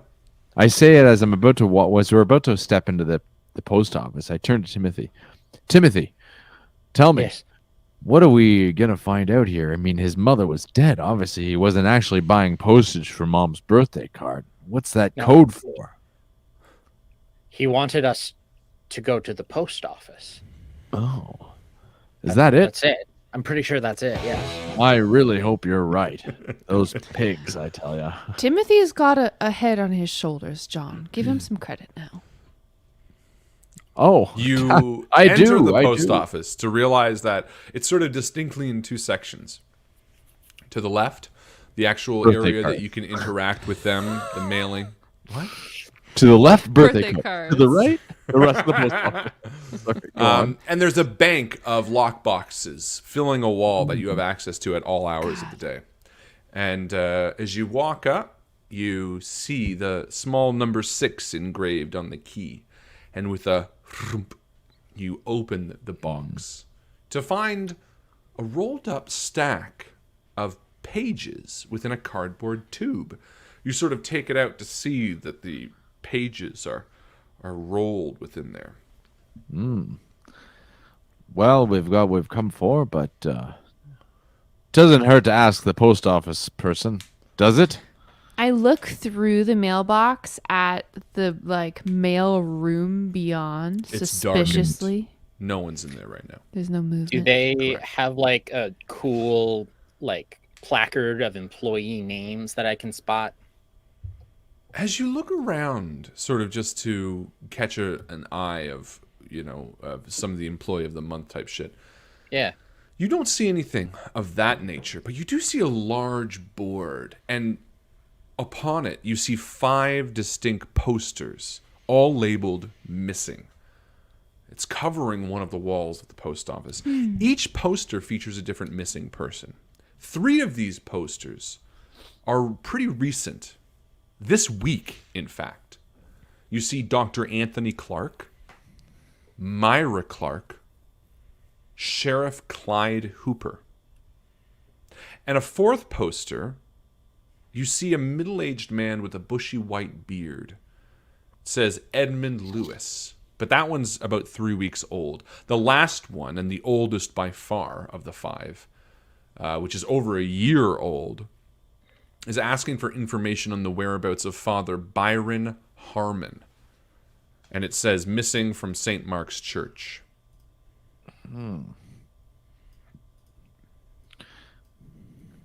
So these are all like missing peoples. Yeah. Correct. Doran's here. I missed you, Doran. Can I get the second name again real quick? There was Anthony. I posted Clark it in chat. Myra Clark. Yeah. Oh, bless you, sir. Sheriff Clyde. Oh, I got that wrong. Clyde. Clyde Hooper. I mixed it up. Hyde Cooper, Clyde Hooper. Clyde Barker. Dog Barker. Woof! Working Thank dog. you. Hidden Dragon. So yeah, that's the only thing you see besides the lock boxes. Okay. Okay. Missing names. Lock boxes. Sounds another great beginning to another great story. You also do see a number of ads for the Gazette, the newspaper in town. And in fact, the name strikes out to you because as you were driving down the street, it was one of the only buildings on the main strip that had its lights still on and movement inside. Maybe we go down to the Gazette. I'm gonna pull each of these missing people posters off of Sure. the It's not like anyone corkboard. needs them or wants them. No, Is I there, mean they've been uh, missing for ages. Or No, not. 3 of them is this week. Yeah. But So you pull we're them gonna all off? solve the We're fucked mystery. anyway, it doesn't They're matter. not gonna need to have the posters once we solve the mystery. It's true. So Good. It's true. So while Maxine does that, can I go over to like a signing counter where there's like a little bit of light and take out these papers from the roll and kind of spread them out and take a look? Yeah. And as you do, you immediately recognize Nathan's handwriting. These are all handwritten, but they seem to be pages, as if they've been copied from something. They're scribbled in his distinct handwriting, and they detail a ritual. Although you can't quite make it out. If someone wants to roll Cthulhu Mythos, Yep. I have give me one 0. of those. Well, I think John You got this, John. also has 0. Great. Does everyone have 0? Yep. I thought you were supposed to start off with 1 or like 5%. Not Nope. with these pre-gens. Maybe it's a cult I was thinking of. A cult has 5%. Yeah. I Why don't could everyone do give me a a cult. cult roll then. Yeah, let's do a cult roll. I- Fucking do it. I'm fair on a cult.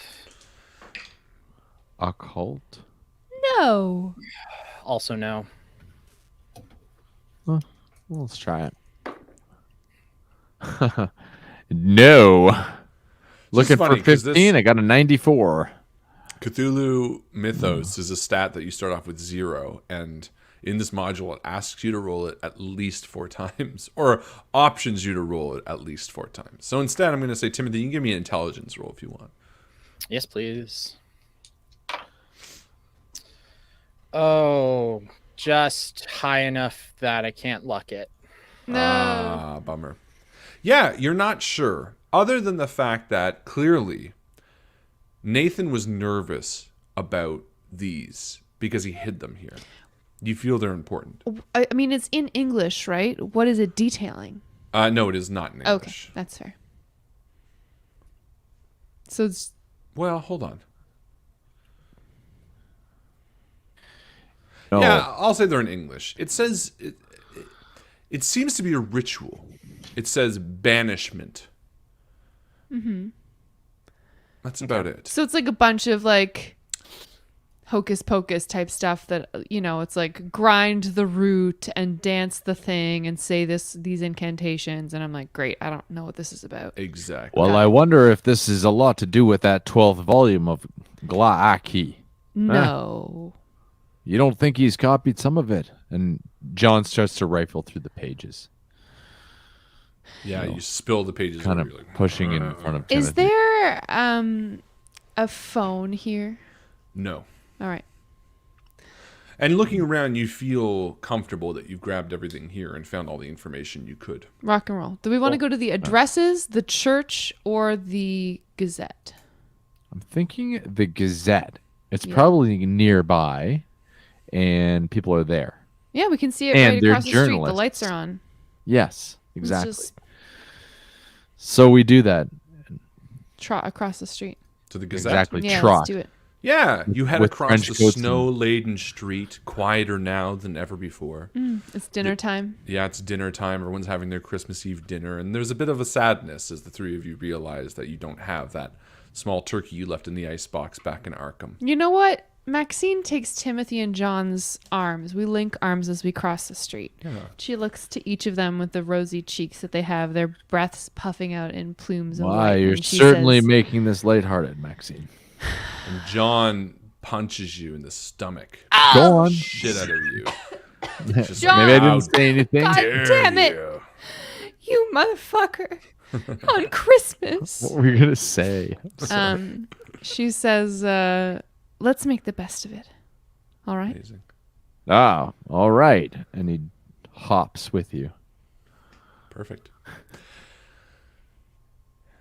You find the newspaper office pretty somber, a little gloomy.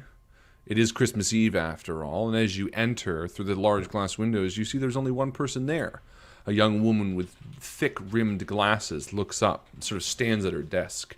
She marches across the room, at first nervous, scared, similar to Otto, and then sort of steps back, a little more surprised at the presence of visitors. Hello? How can I help you? Good evening. Merry Christmas. I see we're not the only ones working late this evening. Well, I have lots of work to be doing and not much going on at home. Of course. Well, we won't take up too much of your time. Just a couple of quick inquiries. Yeah, it's not used to you being inquired upon, eh? It's usually the newspaper inquiring. Name's Winifred. Win. And she holds Hey there, her hand. Win. The name's John Clamsworth. Tell us, Pleasure there's to been make your murders in the town. Sorry, did you say Clamsworth? Yes. That's right. You know the name. You know the name. You know the The books. novelist. All good. They're all the same. I love your work. Why, I thank loved you. it in the what was the first one you wrote? The butcher and yes. the butcher and the sea bass. No, that was number 3 actually. I released it as number 1, but truly number 1 was called The Bottom, if only the bottom. The bottom, if only the bottom. I think I read that one 3 times. Well, this is a actually, treat. it was released What are you as doing small. What are you doing in Darson? Well, we're here looking after these deaths. We're investigating these deaths in your town. I'm sure you've got a lot to talk about. Well, we have a Tell lot us. of articles and information. Are the 3 of you looking into them in an investigative way? Yes, partially. We John, are yeah. Mr. Clamsworth's research assistants, and we are helping him with the research for his next novel. Yes. I'd be happy to help, so long as you'll answer some of my questions. Of course. In fact, why don't she you starts allow my walking colleague off. here to go off? Yeah, she starts walking off towards the newspaper morgue, which contains all recent articles and Did you say newspaper morgue? yeah, Is that What what, was it's her name called? again? What it's Yeah. called? That's cool. Win. I like that. Right. That's spooky. And as you walk, she bombards you with questions, John. Who you are, your inspirations. She's just asking tons and tons and tons What of your questions. best day would be like. Yeah, and I'm sort of If you're shooting these seeing questions anyone, off what you're as if, doing tomorrow. as if know. I answer them fairly often. Oh, you Yeah. know, eggs and bacon, that sort of thing. Why doesn't everyone give me a library use roll? Love it. Oh, I'm good at this. I distinctly remember never using this in previous games, so I just mantled it from my stat block. Yeah, it's the worst anyway. So if you, I rolled a 99. oh my god, yeah, you I piss rolled on- a 97. Oh I'm my sorry. god. I just need to go to the ladies just You very piss quickly. all over. I really the have to go. News. I fall No, in you love just with pee yourself. Winifred. Oh Timothy, you don't even have a stat? I lowered it as low as it could no! go. So I Timothy got can't read. Okay, you know what? It doesn't matter because I got a 36. It's well, regardless, after an hour at the newspaper office, the investigators come away with some information. So you actually don't have to roll with it. I was just thinking that it'd be faster, but you waste an hour Would be here. nice. Winifred, you sort of get the idea that she's sniffing out a story a little bit from you. Like at one point, Timothy maybe catches on as John is like lavishingly regaling her and all that kind of stuff. You're catching on that she's actually the one getting the story here, and you kind of like shut him up at one point. But eventually, you come off with some important pieces of information. Get ready. So, first and foremost, you find out that the murders took place over the past week, but they were all spaced one day apart. The disappearances are less clear as to timing, but they seem to have occurred over the past couple weeks as well. The murder victims' positions and the order of their deaths are as follows. These are the murder victims, so you don't know any of their names yet, but here they are. Sarah Scott was a bookkeeper. I'll paste this for you guys after too, but the positions might be important. Darwin Talbot was a city council member. Davis Griggs was a bank officer, and Robert Latham, the only name that you recognize so far, was an attorney. The disappearances, Anthony Clark was a doctor, a local GP. Myra Clark, bookkeeper and Dr. Clark's wife. And Clyde Hooper, you already know, is the sheriff. All the murders seem to have occurred late at night in the victims' homes. There was no sign of break-in or forced entry, and the murders were all grisly, with wounds consistent with a large animal attack. And finally, no reliable witnesses have been identified. And this is sort of the last point that Aubrey brings to you as well. This is stuff that she sort of tells it. Sorry, Winifred Aubrey is her last name. Oh, okay. So, but Win, this is sort of the last information she brings to you. She's like, and apparently, no witnesses. I should say no reliable witnesses have been identified. And she says, sort of with a bit of an odd tone. No reliable witnesses. Well, that's what makes the best stories, Winifred. Well, I'll tell you, I should that's say what no makes the best. reliable witnesses. Why? Of course there were witnesses, but nobody wanted to put their names down. Tell me. Well, What are you getting at, Winnie? give me a persuasion roll with advantage, John. How do you roll advantage? You roll twice. So you roll the first die twice, the one that's giving the first of the two digits. So like you'd roll 100 part? Yeah, exactly. Yeah, and if you're watching this on YouTube, please like the video. Why not? What am I Not gonna rolling hurt for you. here? Persuade. Persuasion. Oh. That doesn't do it. That also doesn't do it, but we'll push for it. I'm going to use some luck. And I'm Do using it. 10 luck. Okay. Oof. Yeah, she sort of says, well, supposedly, Robert Latham's son, who's only 9, supposedly saw something. Supposedly saw the thing that killed him. The police described Billy's account as fanciful and imaginative. But that's all I managed to get out. So, sorry. Where is Billy now? Oh, I don't know. You'd have to head by his home. Well, sounds good, Winifred. Sounds very good. Tell me, what do you think it was? Fanciful and imaginative. Oh, I don't know. I couldn't even guess. Yeah. By the sounds of it, I wouldn't put it past our big fat man, the Santa Claus. Hey, Maxine, Timothy? She sort of laughs at you. I don't think that's quite true. Well, neither do I, but that's what makes a good story. Am I right? There's a lot more information here, but I'm sure you don't want to spend all night. And she gestures to more information that you might be able to find with a successful library use, but it would take a little bit more time. Does anyone want to try to roll again? I will. Because I've got a pretty good one here. Yeah, I want to do it. Oh. I'm going to use another Oh. 7 luck. 95. Oh my god. My All right. library use is 52. Guys, I rolled a 2. Oh, nice. Whoa! That's the an win. extreme success. Yeah. Nice. Perfect. Then I'm not going to use my luck. I'm going to let Yeah, let I James think use his. Yeah, I think Wynn and John sort of go over to a corner, and Maxine, you're like, nah, you start packing up your stuff. Timothy, you walk over to the back stacks, tall stacks of paper.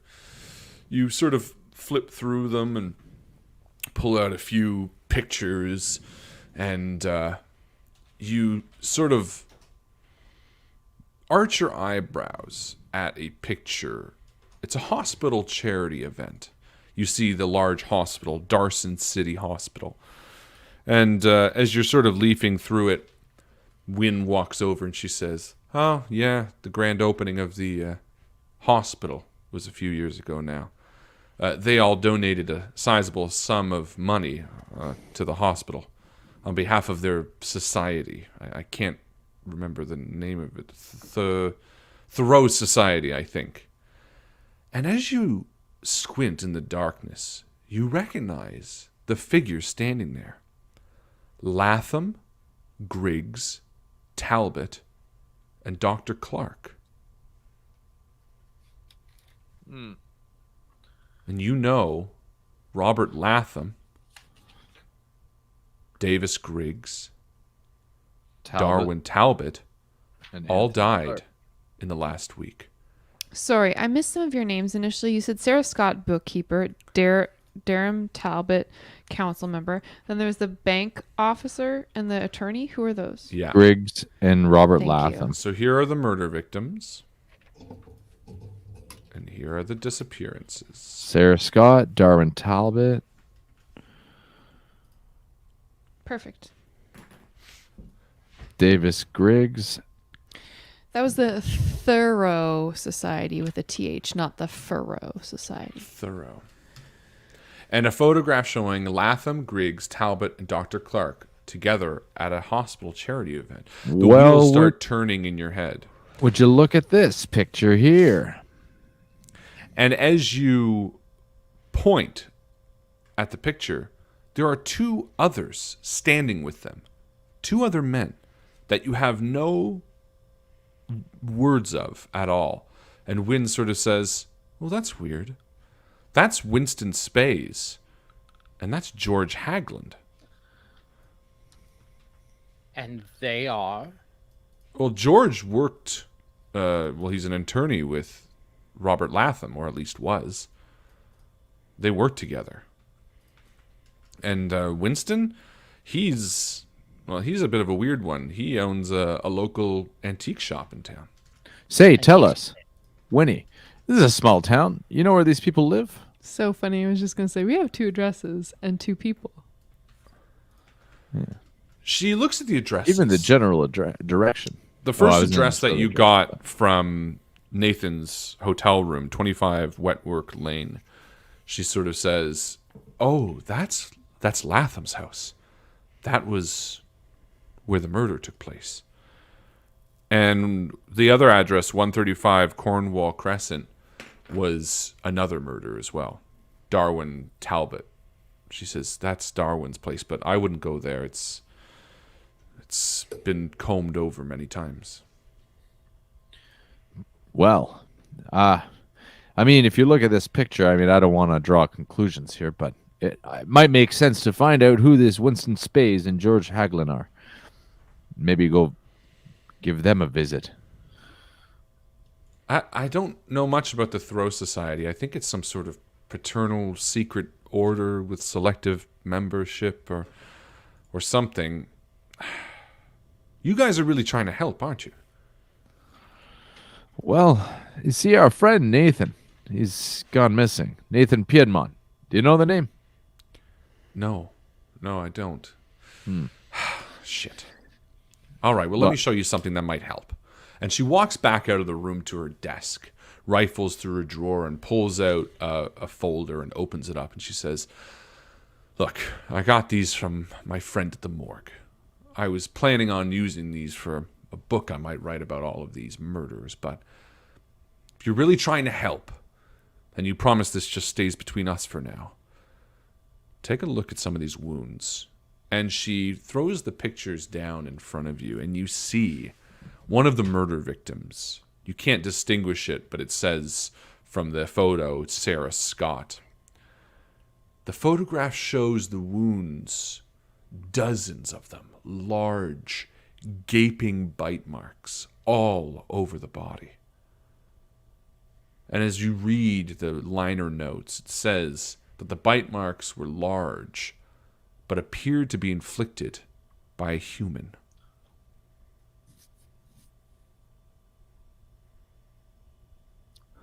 John just gives glances to Timothy and Maxine, wide-eyed.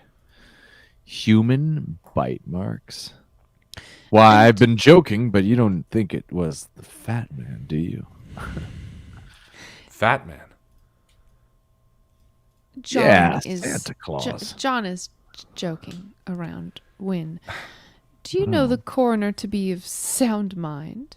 Oh, yeah, she's a good friend. So you would say this is a reasonable assertion?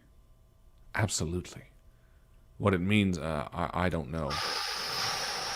And with these, and she gestures again to the 5 posters, they're also hanging here, the missing persons. I knew they had more copies. Yeah, she's like, and with these, you know, This section. I don't know. But you notice that this is sort of like a work board. Like the 5 missing posters are up there, you know, each with their pertaining articles sort of assigned, Miss Watkins do this, da da da da da. But of the 5 missing posters, only 4 seem to have articles addressed about them. What about this 5th one here? Edmund Lewis? Yeah. Yes. Oh, she's like a little sheepish all of a sudden. Mr. Banks, the editor-in-chief, well, he refuses to consider Lewis a missing person. Well, why? What? Why? Is he Well, he's missing? been for 3 weeks now. But look, he fought in the Great War. He suffered some severe conditions upon his return home. And since then, the only job anyone's given him is, well, it's been playing the role of Santa Claus at the local department store every holiday. I mean, even the police barely did the minimum necessary to try to find him. So the editor says he's probably just run off into the woods. Santa Claus. You don't say. Maxine. Not exactly a high-stress job, is it? No, not at all. Like I Not said, that he one plays would it every once in think. a while. Yeah. Actually, hold on. And she stands up and she runs back to the records room. And she pours to that same pile that you were at, Timothy. And she pulls out another photo. I thought so. And she slaps it down next to the photo of the Thoreau Society at the charity function. And she points to it, and you see the same picture of the missing persons, that big white beard, Edmund Lewis. She points at it. It's the same event. This is the last time he played it, actually. It wasn't all that long ago.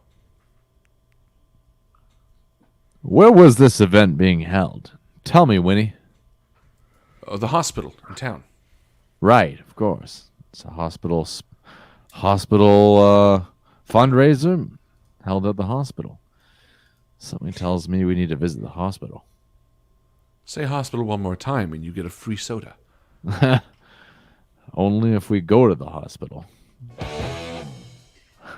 I don't know exactly, but whatever you're getting into, whatever lies at the heart of this horrific series of murders, it's not going to stop. Every night this week, something has died. Thank you. Appreciate that. And something will die again tonight. And we're going to end it there, was what I was going to say. My finger slipped. Oh, man. Ladies and gentlemen, I think that's a good place to stop. I saw Joe yawning. And for the uninitiated, Joe has been up since 3 p.m. Yesterday. She worked all last night from 11 to 7 a.m., came home this morning, drank coffee. So this is well past her bedtime. But so thank you so much for Joe for doing this. Thank you, boys. You didn't go back to bed when you got home from work today? No, I just powered through. Well, I want to be able to sleep tonight. So you gotta if she stayed up, she would have thrown her be a day. Ladies and gentlemen, but thank you so much for hanging out with us. This was a blast, as always. It was. Hope you enjoyed. I think we should finish this adventure. Hell yeah. This is such a plot-heavy adventure. There's so many pieces of information. I mean, I've made 3 whole pages of You notes guys so are doing far. great, though, and I don't want them to go to waste. So who knows? We'll see if Alex can do next week, and maybe we'll be back next Can week. we bring Win with us? She's pretty useful, right? She's great. It's so funny because like there's locations that give information, and then it's like newspaper. It's like this long, like shit you can get information for. But ladies and gentlemen, that was it from us. Please make sure to like the video. We'll be back next Wednesday, hopefully with part 2. Until then, we will see you around the table. Good night. See you around the table.